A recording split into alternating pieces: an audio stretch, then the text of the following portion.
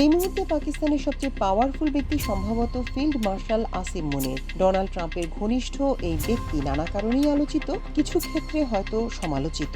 ইসলামাবাদে Iran যুক্তরাষ্ট্র আলোচনা নিয়ে ব্যাপক শোরগোলের মধ্যে গণমাধ্যমের আলো পড়ে তার উপর। আলোচনার বিষয়বস্তুর চেয়ে বেশি চর্চায় উঠে আসে পাকিস্তানের সেনাপ্রধান আসিম মুনিরের ভূমিকা ও তার ইউনিফর্ম ডিপ্লোম্যাসি। ঘটনার শুরুতে নজর কাড়ে একটি বিষয়, এই উচ্চ পর্যায়ের প্রতিনিধি দলকে স্বাগত জানানোর দায়িত্ব নেননি প্রধানমন্ত্রী শেহবাজ শরীফ, বরং সেই দায়িত্ব নিজের কাঁধে তুলে নেন আসিম মুনির। আন্তর্জাতিক কূটনৈতিক প্রোটোকল অনুযায়ী যা বেশ অস্বাভাবিক বলে মনে করছেন বিশেষজ্ঞরা।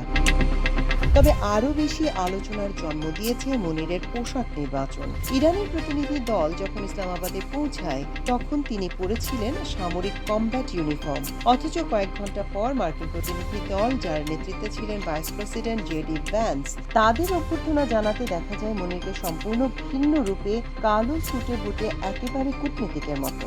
এই পোশাক পরিবর্তনকে নিছক কাকতালীয় ঘটনা হিসেবে দেখছেন না বিশ্লেষকরা। তাদের মতে এটি ছিল একটি সুপরিকল্পিত বার্তা। প্রতিরক্ষা বিশেষজ্ঞদের একাংশের দাবি, ইরানের সঙ্গে সাম্প্রতিক সীমান্ত উত্তেজনা ও অতীতের সংঘাতের পরিপ্রেক্ষিতে মুনির কমব্যাট পোশাক পরে নিজেকে সেনানায়ক হিসেবে তুলে ধরতে চেয়েছেন। অন্যদিকে আমেরিকার প্রতিনিধিদের সামনে স্যুট পরে তিনি নিজেকে রাষ্ট্রনায়ক হিসেবে প্রতিষ্ঠা করতে চেয়েছেন।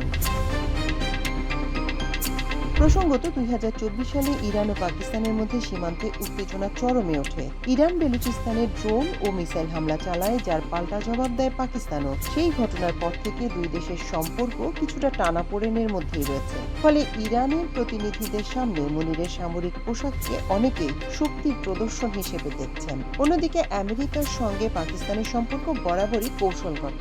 মার্কিন নেতৃত্বের সামনে নিজেকে কেবল সেনাপ্রধান নয়, বরং একজন কূটনীতিক হিসেবে তুলে ধরার চেষ্টা করেছেন মুনির, এমনটাই মত অনেক বিশেষজ্ঞের।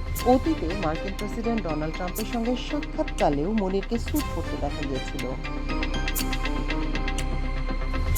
তবে পুরো ঘটনার সবচেয়ে বড় যে বার্তাটি উঠে এসেছে তা হলো পাকিস্তানের ক্ষমতার কাঠামো নিয়ে নতুন করে প্রশ্ন। বিশ্লেষকদের মতে মুনির যেন বোঝাতে চাইছেন দেশের প্রকৃত ক্ষমতা তার হাতেই কেন্দ্রীভূত। বিদেশি প্রতিনিধিদের সরাসরি অভ্যর্থনা জানানো, তাদের সঙ্গে পাশাপাশি হেঁটে কথা বলা, সবটাই যেন সেই বার্তাকেই জোরালো করে। অনেকে আবার এই ঘটনাকে পাকিস্তানের অতীতের সামরিক শাসনের স্মৃতি হিসেবে দেখছেন। জিয়াউল হক বা পারভেজ মোশাররফের আমলে যেমন সেনাপ্রধানরাই আন্তর্জাতিক কূটনীতির মুখ হয়ে উঠতেন, ঠিক তেমন ছবি আবারও সামনে আসছে বলে মনে করছেন পর্যবেক্ষকরা। ফিল্ড মার্শাল আসিম মুনির কি সত্যি রাষ্ট্রনায়ক হওয়ার স্বপ্ন দেখছেন?